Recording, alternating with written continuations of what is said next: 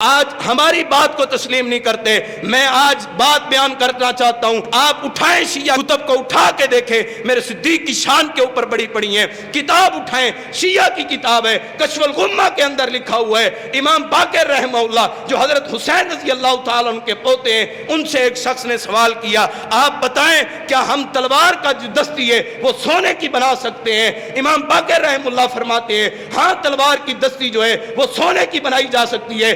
سائل نے پوچھا دلیل دیں کہ کیوں سونے کی دستی بنائی جا سکتی ہے؟ فرمایا کہ حضرت ابوبکر صدیق رضی اللہ تعالیٰ عنہ کی تلوار کی دستی جو تھی وہ سونے کی تھی۔ دلیل میرے صدیق سے امام باقر نے لیے، اہل بیت نے لیے۔ تم انکار کرتے ہو، تمہارے انکار کرنے سے کیا ہوتا ہے؟ اپنی کتابیں اٹھا کے دیکھو، میرے صدیق کا تذکرہ موجود ہے، دلیل میرے صدیق کی دی جا رہی ہے۔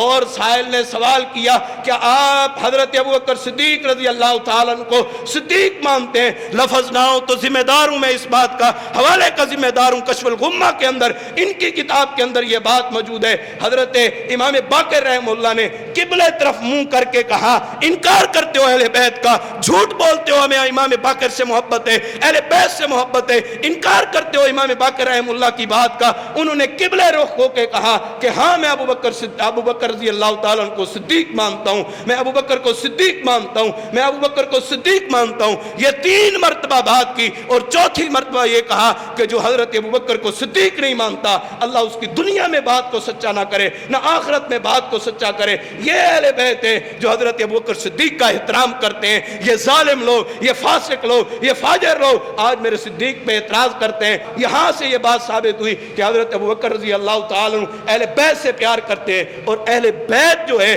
وہ حضرت ابوبکر کو صدیق بھی مانتے ہیں، اور ان کی عمل کو دلیل کے طور کے اوپر لوگوں کو بیان کرتے ہیں۔ بات یہ ثابت ہوتی ہے کہ اہل بیت میرے ابوبکر کا احترام کرتے ہیں۔ جب اہل بیت احترام کرتے ہیں تو پھر ہم بھی احترام کرتے ہیں۔